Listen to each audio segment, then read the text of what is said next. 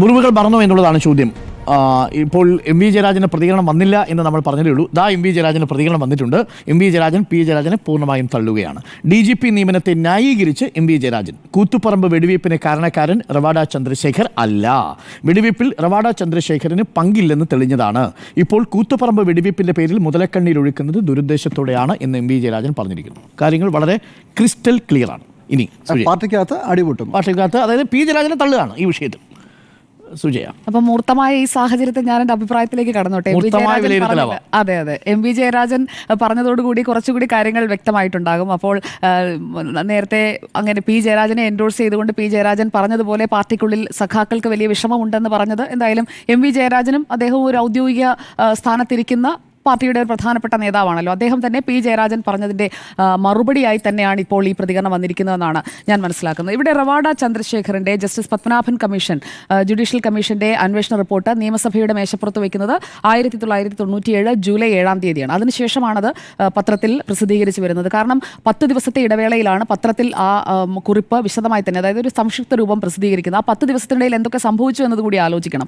നിയമസഭയുടെ മേശപ്പുറത്ത് ഈ റിപ്പോർട്ട് വയ്ക്കുമ്പോൾ അന്നും ഈ റവാഡ ചന്ദ്രശേഖറിനെതിരായ വികാരം അവിടെ നിൽക്കുന്നുണ്ട്. കാരണം 1994 കൂത്തുപറമ്പ് വെടിവെയ്പ്പ് ഉണ്ടാകുന്നത്. അപ്പോൾ 3 വർഷങ്ങൾക്ക് പുറമെ റിപ്പോർട്ട് വരുമ്പോൾ അതിലെ കണ്ടെത്തൽ എന്താണ്, അതിൽ റവാഡ ചന്ദ്രശേഖറിനെയും ഹക്കീം ബത്തേരിയെയും ഒക്കെ പറഞ്ഞത് എന്താണ് എന്നുള്ളത്. ഹക്കീമിനെ അന്ന് കോടിയേരി ബാലകൃഷ്ണൻ വിളിച്ചത് ഹമുക്ക് ബത്തേരി എന്നാണ്. അതൊന്നും കേരളം മറന്നിട്ടില്ല. അന്ന് വിശേഷിപ്പിച്ചത് ആ രീതിയിലാണ്. പത്രങ്ങളിലടക്കം വാർത്ത വന്നതാണ്. അന്നത്തെ ദേശാഭിമാനിയുടെ ഈ വെടിവെയ്പ്പ് നടന്നതിന് ശേഷമുള്ള പേജുകൾ കൂടി നമ്മളൊന്ന് പരിശോധിക്കുകയാണെങ്കിൽ അത് കുറച്ചുകൂടി മനസ്സിലാക്കാൻ കഴിയും. കൂത്തുപറമ്പിൽ പോലീസ് വെടിവെയ്പ്പ്, 5 യുവാക്കൾ മരിച്ചു, ഡ്രാക്കുളയുടെ കൊലച്ചിരി എന്നൊക്കെയുള്ളതായിരുന്നു അന്നത്തെ പത്രത്തിന്റെ തലക്കെട്ട്. ആ ദേശാഭിമാനിയുടെ അന്നത്തെ ആ പത്ര കട്ടിങ് നമ്മൾ എടുത്തു നോക്കിക്കഴിഞ്ഞാൽ കൃത്യമായി അത് മനസ്സിലാക്കാൻ കഴിയും. അപ്പോൾ ഡ്രാക്കുളയുടെ കൊലച്ചിരിയൊക്കെ എന്തായാലും ആരാണ്, അതിനുശേഷം പിന്നീട് എന്തൊക്കെയാണ് സംഭവിച്ചത് എന്നുള്ളതൊക്കെ നിങ്ങളൊക്കെ പരാമർശിച്ചു പോയല്ലോ. ഇതിൽ കൂത്തുപറമ്പ് രക്തസാക്ഷി ദിനം കഴിഞ്ഞ വർഷവും നവംബർ 25-ന് സമുചിതമായി തന്നെ ആചരിച്ച പാർട്ടിയാണ് CPIM എന്നാണ് ഞാൻ മനസ്സിലാക്കുന്നത്. അപ്പോൾ ആ ഒരു വെടിവെപ്പിനെ കുറിച്ച്, അതിൻ്റെ രക്തസാക്ഷികളെ കുറിച്ച് ഒക്കെ മറന്നുപോയിട്ടുണ്ടാകില്ല എന്ന് വേണം സ്വാഭാവികമായും കരുതാൻ. നേരത്തെ നിങ്ങൾ സൂചിപ്പിച്ചതുപോലെ അന്നത്തെ മുദ്രാവാക്യം വിദ്യാഭ്യാസ കമ്പോളവൽക്കരണത്തിന് എതിരെയായിരുന്നു. സ്വാശ്രയം എന്ന വാക്ക് അവിടെ ഉപയോഗിച്ചിട്ടില്ല. വിദ്യാഭ്യാസ കമ്പോളവൽക്കരണം എന്നതാണ് അതിൽ എക്സാക്റ്റ് ആയിട്ട് ഉപയോഗിച്ച വാക്ക്. അതിൽ നിന്നാണ് പിന്നീട് സ്വാശ്രയ സമരത്തിലേക്കൊക്കെ വരുന്നത്. പക്ഷേ സ്റ്റാർട്ട് എന്ന് പറയുന്നത് ഇവിടെയായിരുന്നു.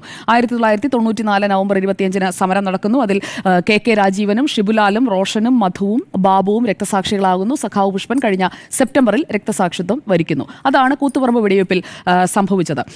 ഇതിൽ മരണക്കിടക്കയിൽ അല്ലെങ്കിൽ മരണത്തോടടുത്ത് ശയ്യാവലംബിയായി പുഷ്പൻ കിടക്കുന്നത് 3 പതിറ്റാണ്ട് കാലമാണ്. 94 മുതൽ ഇക്കഴിഞ്ഞ സെപ്റ്റംബർ വരെ 3 പതിറ്റാണ്ട് കാലമാണ് പുഷ്പൻ കിടക്കുന്നത്. അതുകൊണ്ടാണ് പുഷ്പനെ അറിയാമോ എന്ന് ചോദിച്ചാൽ പുഷ്പനെ അറിയാൻ മാത്രമല്ല, പുഷ്പനെ മറക്കാനും സഖാക്കൾക്ക് കഴിയുന്ന ഒരു സാഹചര്യമല്ല എന്നതാണ് ഞാൻ മനസ്സിലാക്കുന്നത്.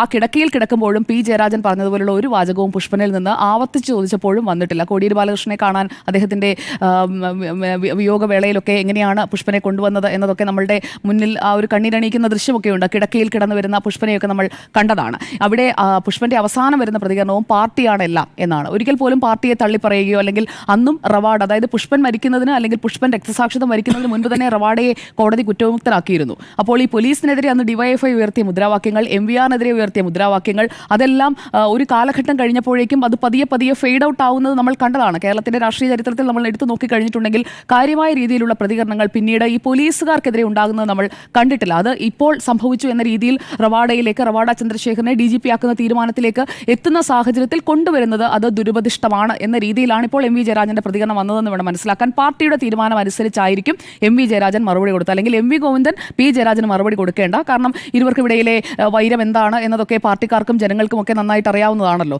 കാരണം പോളിറ്റ് ബ്യൂറോയിലേക്ക് എം വി ഗോവിന്ദൻ പോകുന്നത്, പാർട്ടി സെക്രട്ടറി ആകുന്നത്, അപ്പോഴും പി ജയരാജൻ ഏത് പോർട്ട്ഫോളിയോയിലാണ് നിൽക്കുന്നത് എന്നതടക്കമുള്ള കാര്യങ്ങളൊക്കെ എല്ലാവർക്കും അറിയാവുന്നതാണ്. ഇവിടെ കൂത്തുപറമ്പിൽ അർബൻ സഹകരണ ബാങ്കിന്റെ സായാഹ്ന ശാഖ ഉദ്ഘാടനം ചെയ്യാനായി MV രാഘവൻ അന്ന് വരുന്നു. കരിങ്കൊടി കാണിക്കുന്നതിനായി DYFI നേതാക്കൾ സാധാരണഗതിയിൽ അവർ നടത്തുന്ന മറ്റ് ഏത് സമരവും എന്ന രീതിയിൽ അവിടേക്ക് വരികയാണ്. അവിടെ റവാഡ ചന്ദ്രശേഖർ ഹൈദരാബാദിൽ നിന്ന് സ്ഥലമാറ്റം കിട്ടി വന്ന ഒരു ഉദ്യോഗസ്ഥൻ, ഒരു ASP, അയാൾ എങ്ങനെയാണ് അറിയുക കരിങ്കൊടി കാണിക്കാനെത്തിയ ഈ യുവാക്കളെയൊക്കെ തനിക്ക് ചുട്ടുകൊല്ലേണ്ടി വരും അല്ലെങ്കിൽ അതിനുള്ള ഓർഡർ ഇടേണ്ടി വരും എന്നൊന്നും മുൻകൂട്ടി തയ്യാറാക്കിയ ഒരു തിരക്കഥയുടെ ഭാഗമൊന്നുമല്ല അവിടെ അരങ്ങേറിയത് എന്നതാണ് ഞാൻ മനസ്സിലാക്കുന്നത്. MVR ആണ് അവിടെ പ്രകോപനം ഉണ്ടാക്കിയത്. അത് കേരളത്തിന്റെ രാഷ്ട്രീയ ചരിത്രം പരിശോധിക്കുന്ന ആർക്കും മനസ്സിലാക്കാൻ കഴിയുന്ന വളരെ കൃത്യമായ, ഹെലികോപ്റ്ററിലാണ് അതാണ് വളരെ കൃത്യമായിട്ടുള്ളൊരു യാഥാർത്ഥ്യമാണ്. ചോദ്യമാണ്. അപ്പോൾ ഇവിടെ പി ജയരാജൻ പറഞ്ഞ ഈ കാര്യങ്ങൾ അത് ഡിവൈഎഫ്ഐ ഏറ്റെടുക്കുന്നുള്ളൂ. കാരണം ഡിവൈഎഫ്ഐയുടെ സഖാക്കളാണല്ലോ അന്ന് വെടിയേറ്റ് വീണത്.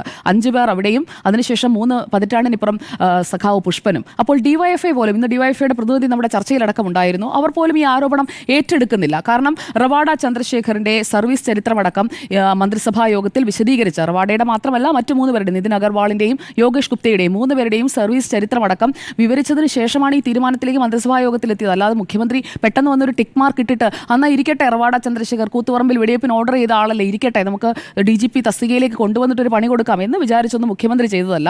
ആ 3 പേരിൽ ആർക്കാണ് മെറിറ്റ് എന്ന് നോക്കി അതിൽ ഒരാളെ പിക്ക് ചെയ്യുകയാണ് ചെയ്തത്. മറ്റ് 2 പേർക്കും എതിരെ നിങ്ങളൊക്കെ സൂചിപ്പിച്ചതുപോലെ മറ്റ് പല കാര്യങ്ങളും പരിഗണനാ വിഷയമായി വന്നിട്ടുമുണ്ടാകാം. ഇവിടെ MV രാഘവൻ അന്ന് ഈ വെടിവെപ്പിൽ ഇത്രയും 5 പേരുടെ രക്തസാക്ഷിത്വത്തിലേക്ക് നയിച്ച ഒരു ആക്ഷൻ ഇനിഷ്യേറ്റ് ചെയ്ത ഒരാളാണ്. അതേ MVRന്റെ മകനോട് പാർട്ടി ക്ഷമിച്ചില്ലേ?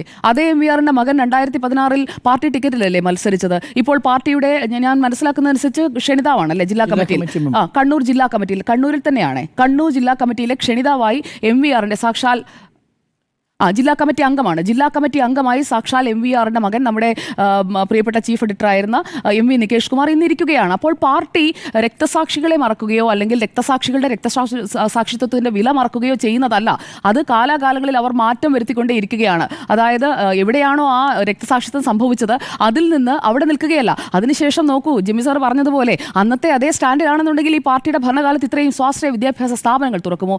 ഇപ്പോൾ നോക്കൂ, നമ്മൾ സ്വകാര്യ സർവകലാശാലകൾ അല്ലെങ്കിൽ സ്വകാര്യ യൂണിവേഴ്സിറ്റികൾ ഇവിടേക്ക് വരാൻ പോവുകയാണ്. ഇഷ്ടം പോലെ വരും, കേരളത്തിലേക്ക് വരും. അപ്പോൾ അതിനെല്ലാം ഓപ്പൺ ചെയ്ത് കൊടുക്കുന്ന ഒരു വിശാല പ്രദേശമായി കേരളം മാറിക്കൊണ്ടിരിക്കുമ്പോൾ എന്തിന് റവാഡയോട് നോ പറയണം? റവാഡയ്ക്ക് എന്താണ് കുഴപ്പം? റവാഡ അതല്ലേ ഞാൻ പറഞ്ഞത്, മൂർത്തമായ അഭിപ്രായം എന്ന് ഞാൻ അതുകൊണ്ടാണ് പറഞ്ഞത്. ഇതാണ് CPIMന്റെ ഈ കാലത്തെ മൂർത്തമായി അവർ സ്വീകരിക്കുന്ന നയവും നിലപാടും ഇതാണ്. അപ്പോൾ അതിന്റെ ഭാഗമായി മാത്രം കണ്ടാൽ മതി. അല്ലാതെ രക്തസാക്ഷികളെ മറന്നതുകൊണ്ടാണ്, കൂത്തുപറമ്പ് മറന്നുപോയത് കൊണ്ടാണ് എന്ന ഒരു വ്യാഖ്യാനത്തിലേക്ക് പോകേണ്ടതില്ല. പാർട്ടി മാറുകയാണ്.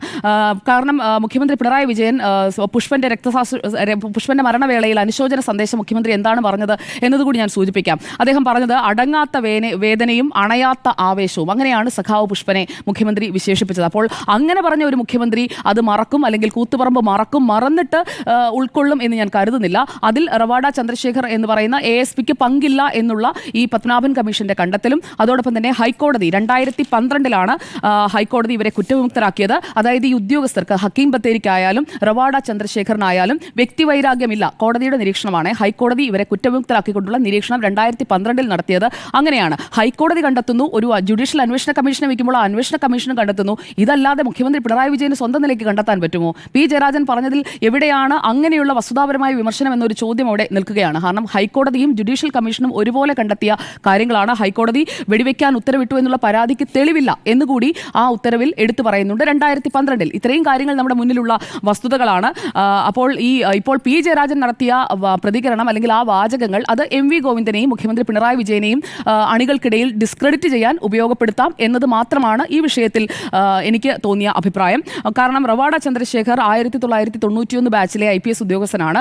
അദ്ദേഹത്തിന്റെ ഈ ഒരു സർവീസ് കാലയളവ് മൊത്തം നമ്മൾ എടുത്തു നോക്കിക്കഴിഞ്ഞാൽ ഒരു നയചാതുര്യത്തോടെ എല്ലാവരുമായി ഇടപെടാൻ കഴിയുന്ന ഒരു വെൽ ബിഹേവ്ഡ് ആയിട്ടുള്ള ഒരു ഉദ്യോഗസ്ഥൻ എന്നതാണ് അദ്ദേഹം ഇരുന്ന കേഡറുകളിൽ, അദ്ദേഹം ഇരുന്ന തസ്തികകളിൽ, അദ്ദേഹത്തിന് കിട്ടിയിട്ടുള്ള പ്രൊമോഷൻസ് ഒക്കെ എടുത്ത് നോക്കിക്കഴിഞ്ഞാൽ, ആ സർവീസ് ഹിസ്റ്ററി എടുത്ത് നോക്കിക്കഴിഞ്ഞാൽ മനസ്സിലാക്കാൻ കഴിയും. അങ്ങനെ ബ്ലാക്ക് മാർക്കുകൾ ഒന്നുമില്ല. അപ്പോഴാണ് ഈ കൂത്തുപറമ്പിന്റെ പേരിൽ അദ്ദേഹത്തെ ടാഗ് ചെയ്യാൻ നോക്കുന്നത്. ഇവിടെ പി ജയരാജൻ ഒരു തരത്തിലുള്ള ഒരു ടാഗിംഗ് ആണ് നോക്കിയത്. പക്ഷേ അദ്ദേഹത്തിന്റെ സർവീസ് ഹിസ്റ്ററി നോക്കിക്കഴിഞ്ഞാൽ ആ ടാഗിംഗ് നിൽക്കില്ല. കാരണം ഹൈക്കോടതി കുറ്റവിമുക്തനാക്കിയിട്ടുണ്ട്. മാത്രമല്ല കേന്ദ്ര രഹസ്യാന്വേഷണ ഏജൻസിയിൽ 1-2 വർഷമല്ല 15 വർഷം നല്ല സർവീസ് എന്നുള്ള ഒരു മാർക്ക് കൂടി അദ്ദേഹത്തിന് അവിടെയുണ്ട്. മാത്രമല്ല കോടിയേരി ബാലകൃഷ്ണൻ ആഭ്യന്തരമന്ത്രി ആയിരുന്ന കാലത്ത് ഇതേ റവാഡ ചന്ദ്രശേഖറിന് ഈ കൂത്തുപറമ്പ് വെടിവെപ്പിന്റെ കാരണക്കാരനാണെങ്കിൽ ഇത്രയും അടുത്ത ബന്ധമൊക്കെ കോടിയേരി ബാലകൃഷ്ണനെ പോലെയുള്ള ഒരു സഖാവ് സൂക്ഷിക്കുമെന്ന് പി ജയരാജൻ കരുതുന്നുണ്ടോ? എന്തായാലും കേന്ദ്ര ഡെപ്യൂട്ടേഷനിലേക്ക് 2008 മടങ്ങിയ റവാഡയ്ക്ക് തിരിച്ചു വരാനായി അദ്ദേഹം തന്നെ തയ്യാറെടുക്കുന്ന, അതായത് കരിയറിന്റെ അവസാന ഭാഗം അത് കേരളത്തിൽ തന്നെ DGP പദവിയിൽ എന്നുള്ളത് അദ്ദേഹത്തിന്റെയും ഒരു ആഗ്രഹമായിരിക്കാം. ആ ഒരു ആഗ്രഹമായിരിക്കാം മുഖ്യമന്ത്രിയെ കണ്ട് അറിയിച്ചത്.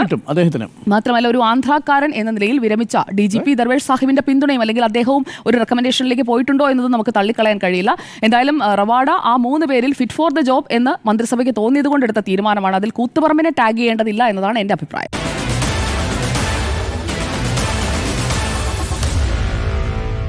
Meet the editors.